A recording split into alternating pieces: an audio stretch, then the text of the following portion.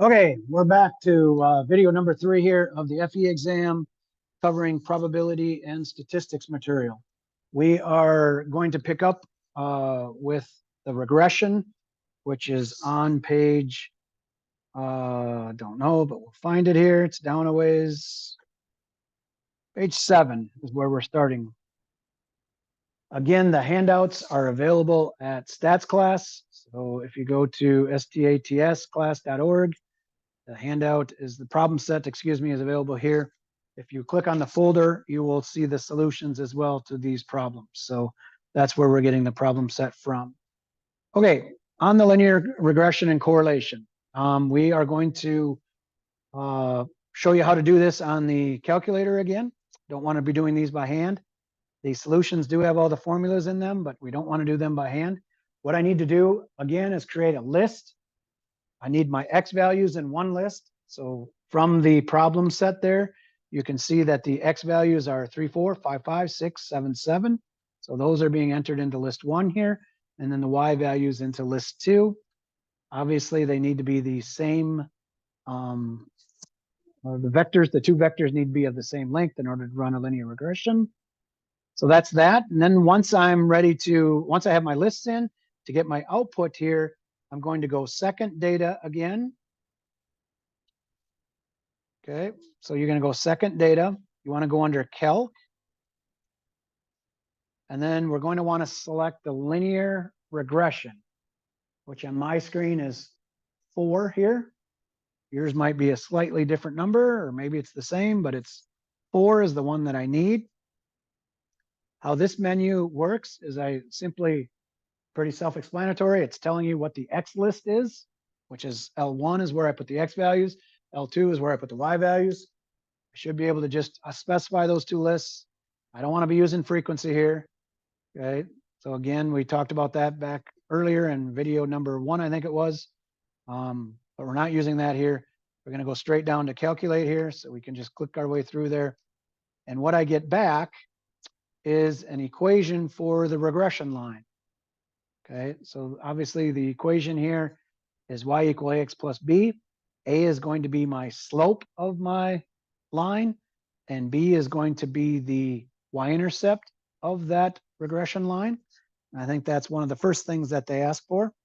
It is on problem number 20, what is the slope of the regression line? So slope here is obviously going to be the A quantity here of 0.71. So the answer there is D, looks like. So that's the slope. Again, just pay attention to what the coefficient is on X there on our calculator, right? Coefficient on X is A, so that's the slope. The other one is the y-intercept.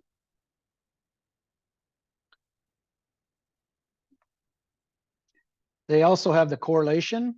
Okay, so a little bit on the correlation.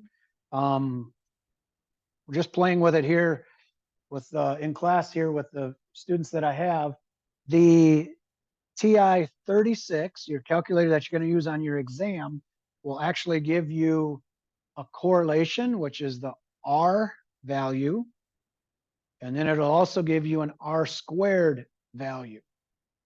Okay, the R squared is the correlation coefficient. Excuse me, it's an let me back off of that. The R squared is something that we statisticians use. Okay, it is the percent of variation that's being explained by the model. They're not going to get into that here.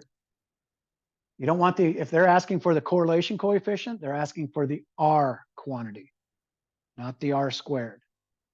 Okay, so I think the next problem here does indeed ask for the correlation coefficient. Okay, what is the correlation between X and Y? Problem number 22, that's going to be the R quantity.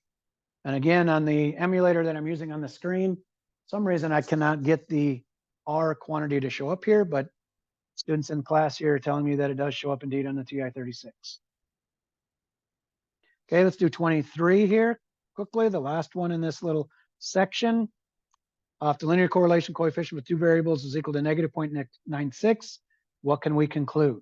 Okay, a little bit about correlation then. All correlations are stuck between -1 and 1. The closer they are to -1 or 1, the stronger the relationship is between X and Y. So if I were to make a scatter plot and the points were to line up straight on a line, doesn't have to be the y equal x line. If the points were to line up just on a line, okay, then my correlation coefficient is going to be 1. If there's a lot of variation off of the line, then my correlation coefficient is going to be much smaller. So indeed, if my correlation coefficient is 0, it means that you don't have any correlation between x and y, and it's going to be just a flat line across with points all over the place. So let's knock out some of the options here. So I have a correlation of negative 0.6. Okay. One thing that happens with correlation coefficient, if this is negative, if I have a negative correlation, then that means that as x increases, y decreases. Okay. So that would be a negative relationship between the two quantities. So there is a possible linear relationship between variables, and the slope of the regression line is positive. A is out because that needs to match the slope of the coefficient, the correlation coefficient. So A is out. Okay. The slope of the regression line is negative 0.6. No, the slope was something else up there. Slope is not the same thing as correlation coefficient. So now I'm stuck between C and D. C is using the word strong. D is using the word weak. Again, if it's closer to 1, then it's going to be strong. If it's closer to 0, then it's going to be weak. 0.96 is a lot closer to 1 than it is 0, so we're going to be C is going to be my right answer here. So there is indeed a strong relationship between these two quantities, whatever they are, and it happens to be a negative relationship. So as x is going up, y is going down. So C is my right answer there for that.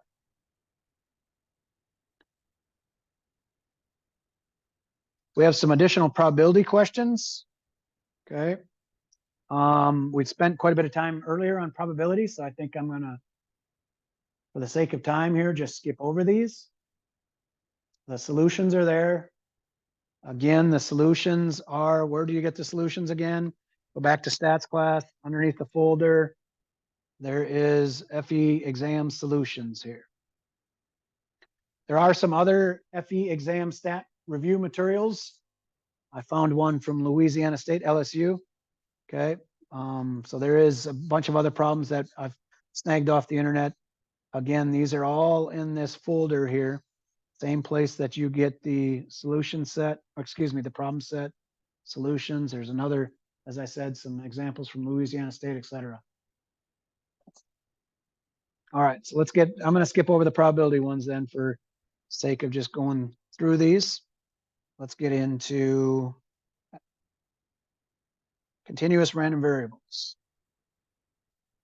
Some calculus, actually. We're going to do a little calculus here. So a random variable, okay, so if they are asking you to work with a continuous random variable, and the form of that continuous random variable is not a known probability function. So like the normal distribution is a continuous random variable, but that's common enough that we've given that a name. And the normal probability distribution is in my calculator. I go normal CDF to grab a probability for a normal problem. An exponential is another one. That's a common continuous random variable. Again, there's an exponential calculator automatically in my calculator for that. But this particular function here is not one that's commonly named. I guess it's a simple parabola here, 3x squared. Okay. So how do I work with a continuous probability distribution that is not a nice known distribution? Okay, so a little bit on how this is done. If I want the expected or mean, what I need to do is integrate this function. Okay, so let me just go to the solutions here. Slide up here. There's our probability ones.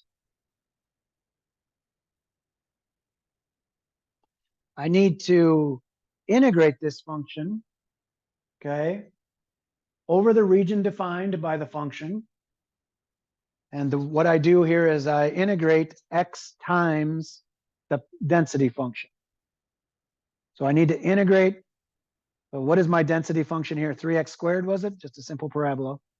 So what I'm going to need to do in order to compute the mean is to integrate x times 3 times x squared. Okay, so that's going to be 3x cubed, I guess. I need to integrate 3x cubed over the 0 to 1 region. Okay, the function is defined from 0 to 1 here. All right. So again, for a mean, all I need to do is integrate this function times x over the entire region. All right. And we can use, well, I'm using Wolfram Alpha here in order to do that, but I'm pretty sure your TI 36s does integration. So we just need to figure out how to get it entered in there. I need to integrate over the region 0 to 1, x times 3x squared. And that's 0.75. So the mean of this probability density function is 0.75. Okay. So again, anytime they're asking for the expected value, this is what I'm going to do. Integrate the function, or x times the function, density function, over the entire region. All right. How about the variance? Okay, the variance. What I need to do there is to integrate the function. Well, let me give you the formula first. So I need to integrate the function x minus mu quantity squared times f of x. Okay, x minus mu quantity squared times f of x. Now I need the mean, obviously, of this. Okay, I need the mean of that distribution, which we just found that to be what, 0.75 up above.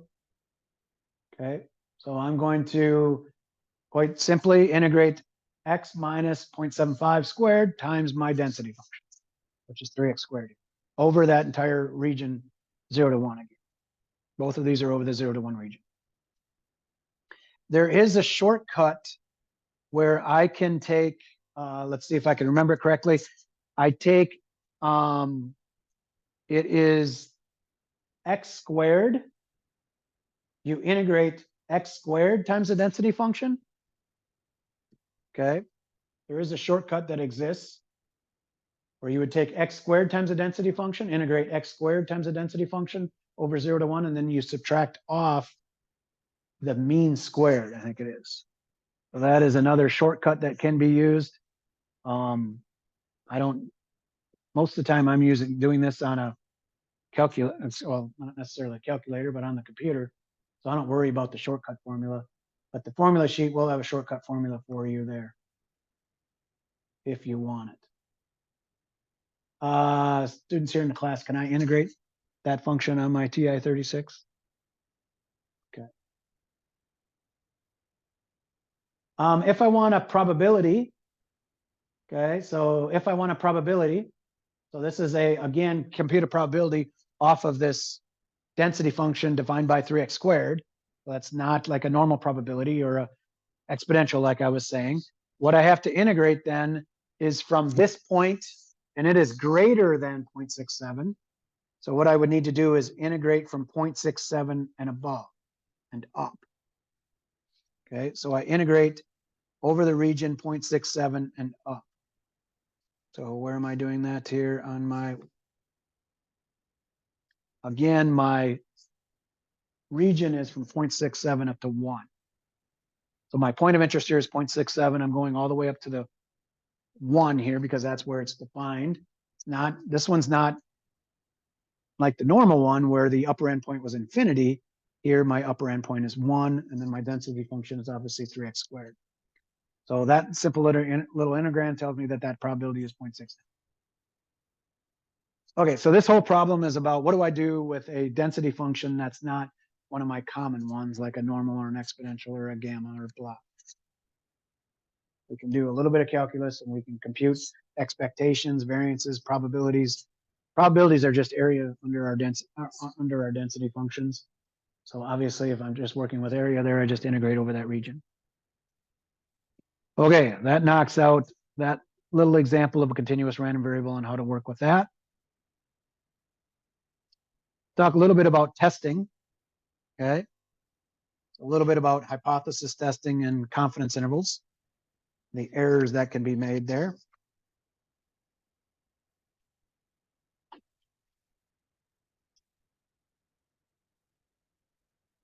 Okay. So use this data, the information. Okay. Yep. The student wants to claim that the average human body temperature differs from 98.6. So when we're doing testing, quite often they're going to give us some value to test against. Okay, they're going to give us some value to test against. They're going to make some claim, and we're trying to verify that claim. All right, so the 98.6 is going to be my value that I use to develop my or set up my hypotheses.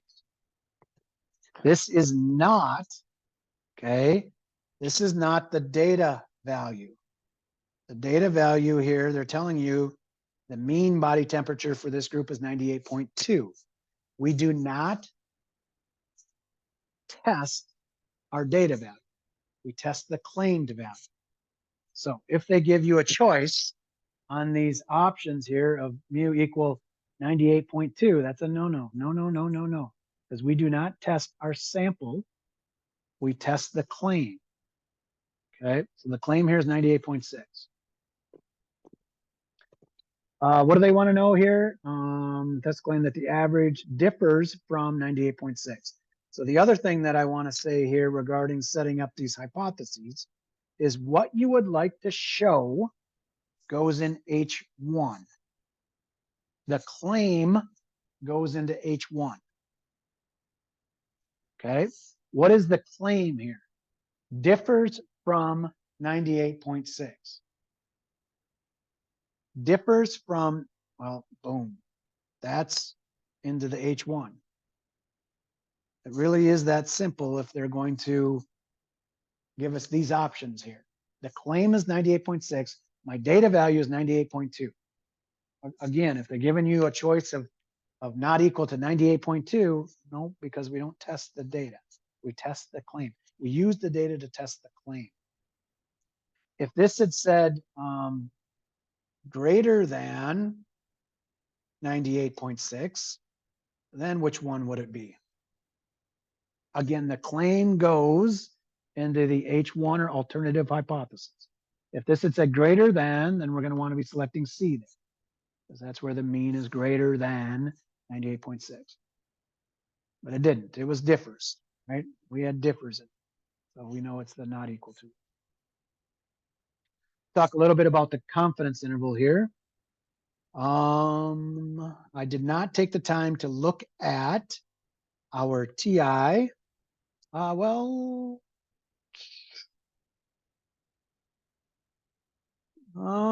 Sorry about this. We're going to learn as we go here. And I do stat or second data for the TI-36 users. I want to go over to tests. And I want a T interval.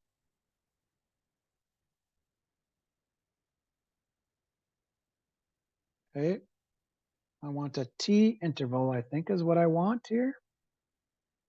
Learning as I go. Sorry about this. So we're going under second data. And then I want the tests. And it's actually asking for an interval here. So if we go back over here, they want a 95% confidence interval. Okay. So let's go ahead and hit enter there. It's on. Okay. Under. Oh, yep. Oh, you do not have. So I'm being told here that you guys do not have T interval on your TI-36s. Well, that sucks. So we're going to have to do it the old-fashioned way. Oh, after I told you that we didn't want to use the darn tables. Earlier, I said no tables, and now we might have to. You really don't have T interval on there, huh?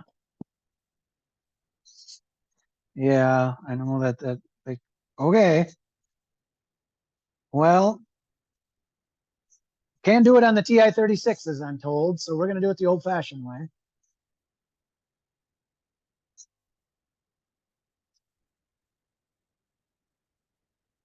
Okay.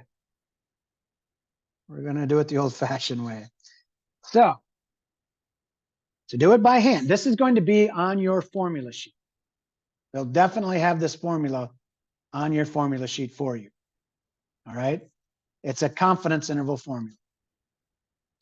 And we're going to use a T confidence interval, which means we're going to use a T distribution. So here's the elements to a 95% confidence interval. So there's two endpoints, the lower endpoint and the upper endpoint. And once I have one, I can easily get the other. All right. The lower endpoint is to take the sample mean, subtract off what we're going to call a T value times the standard error. The sample mean here is 98.2. 98.2 is my sample mean.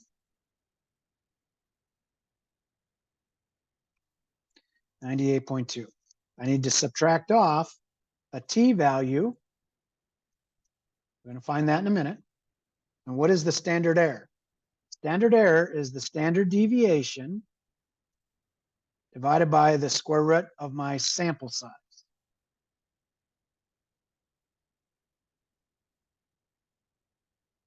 This is unfortunate. Your calculator can't do this for you. Can't emphasize that enough. I don't know why they had to take that off of the options. Not like I'm going to cheat on the FE exam if I have this formula already built into my calculator. Whatever. So I'm getting the pieces here. I got the 98.2, right? I know what that is. Yep, 98.2. That's good. I need my T value. My standard deviation, they give me that number up there somewhere. 0.62 is it? I think it is. And then I need the square root of, they're going to tell me how many people they put in their study. They have to, which is 40.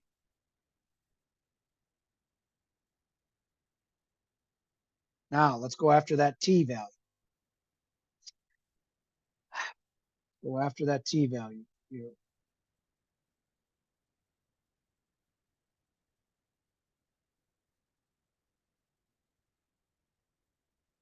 Here is the formula sheet.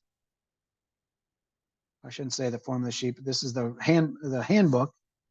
I think this is what you guys get, but this would be the handbook for probability and statistics section. All right. Oh my gosh. Oh my gosh. Look at all this. A lot of this, though, is in your TI 36. So again, get familiar with what's in your TI 36 for the whole exam. All right. Not just for the stat stuff. But back here in the back of here's our tables. Again, we really don't want to use these if we don't have to. All right. So we need a T value, though. All right. When we build a 95% confidence interval, we put 90 when we let me do this. When we do a 95% confidence interval, what we are actually doing is putting 95% of the probability in the middle here. So a confidence interval is trying to give me kind of a range of likely values. So I'm going to put 95% of my probability in the middle. Now I'm cheating a little here. I'm using a normal distribution. We need to be using a T distribution, but the idea is the same here. I'm going to put 95% in the middle. That leaves what on the outside? 5%. These are symmetric. The T distribution is symmetric. The normal distribution is symmetric. That leaves 2.5% on each side, 0.025. So when I'm looking in my, where's it at? When I'm looking at my T distribution, what do I need my alpha to be? 0.025. So I'm looking down this column right here for my T value. It's almost always going to be this column because we almost always build 95% confidence intervals. Now, one other thing, what row am I picking off here? So I know I'm on the 0.025 column. What row am I going to work with? Well, the row represents the degrees of freedom. Okay, the DF for the degrees of freedom.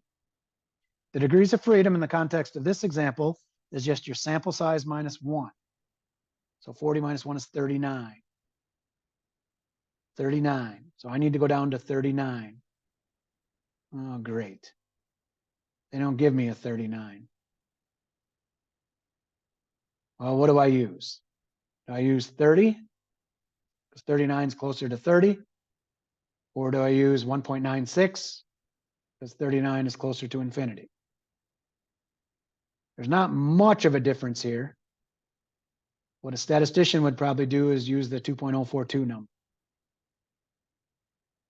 If you were to do a Z interval instead of a T interval, the Z interval, they're just going to use the 1.96 here. So the Z interval is kind of you can think of the Z interval as kind of a shortcut.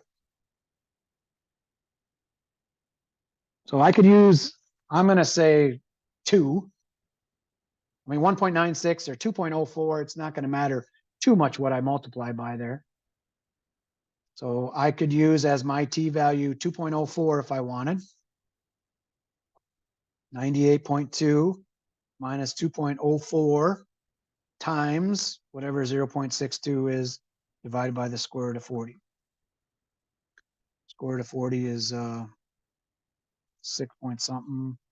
I don't know what this is going to end up being, but that's the math there. Now the upper end point, that's the left side. So take 98.2, okay, 2.04 times 0.62 divided by square root of 40. I guess I got my calculator. What is square root of 40? Sorry. What was it? 0.62 divided by the square root of 40, is it?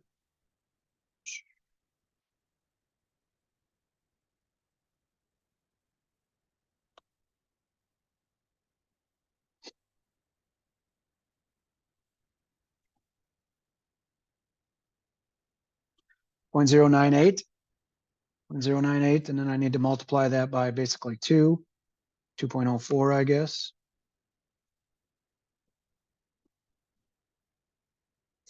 So about 0.2 is what I'm getting as what I need to subtract off.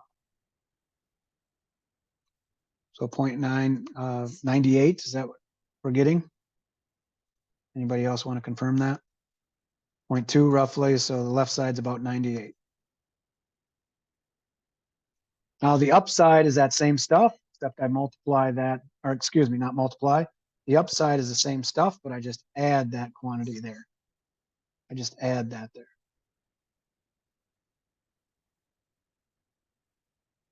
So it'd be 98.4, right? If I did my math right, everything's working here, because before I subtracted 0.2, now I'm adding 0.2, which is going to be the 98.4.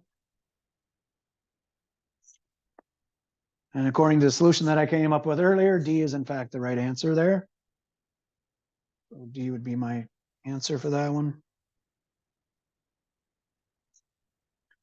The 0.2 here, the amount that I subtracted off, the negative 0.2, or the amount that I added, if I'm doing the upper end point, the positive 0.2, is called the margin of error for this.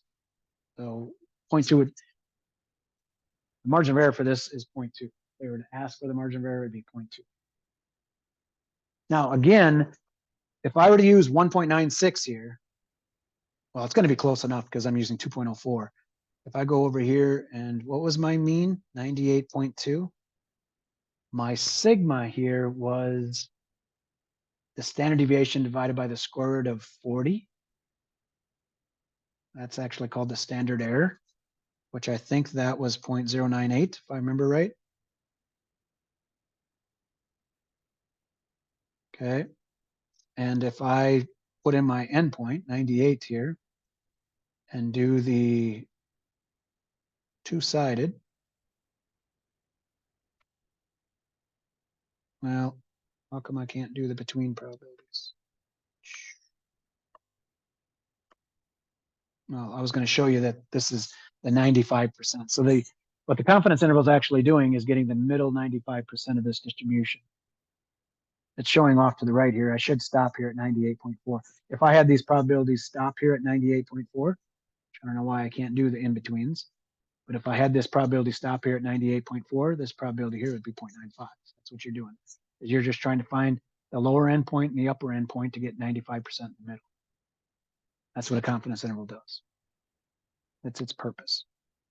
All right, so that one kind of hurt a little bit, being that we weren't able to do that on the TI-36, but I guess we're going back to old school stuff there with that one. The test statistic, which if they don't have the intervals, I don't imagine they have the tests. But the test statistic, give you the formula for that. But again, this is going to be on your formula sheet. What I need to do is the sample mean, subtract off the claim, and then divide by that standard error, which again is that standard deviation divided by the square root of n, or sample size there. So the test statistic for this example is just going to be the 98.2. Oops, 98.2 minus the 98.6. And then I need to divide that standard deviation, which was 0.62, divide by the square root of 40 again. So whatever all that turns out to be. It is going to be negative. I know it's going to be negative because 98.2 minus the 98.6. What am I getting here? About negative 0.4 divided by, is it negative 4.1? Is that the answer? Yeah, negative 4.1 is the answer I got earlier. So all of that math should get me out to negative 4.1.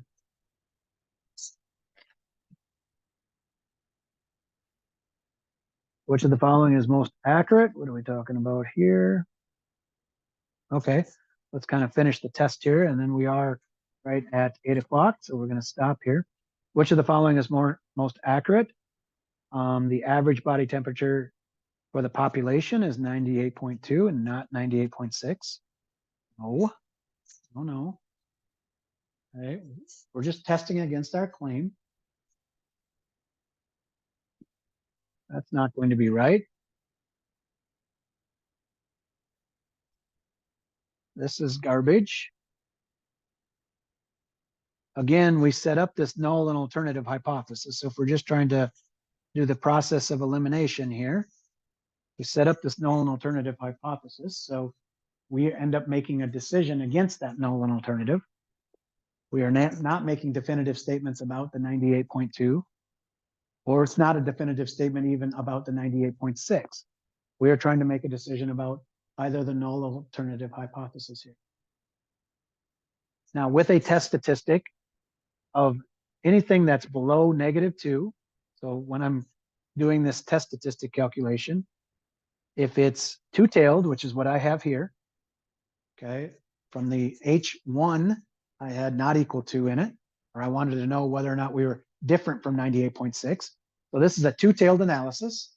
So if I'm below -2 or I'm above 2, I would be considered an outlier. So here I am an outlier. And when I'm considered an outlier, then we reject the null hypothesis. So this -4.1 says that I'm indeed a long ways away from where I need to be under the claim. So we're going to reject the null hypothesis here. Okay, that is a lot. We're at 2 hours, broken up here into a couple, 3, 4 different videos. Again, the material for this is at Stats Class, is where this is at. Statsclass.org. I mentioned this in the beginning of video 1, but my name is Chris Malone, faculty member here at Winona State University. If you have any questions about the stats or probability portion of your FE review exam, you're more than welcome to try to track me down. Good luck on your exam. Thanks for listening, and take care.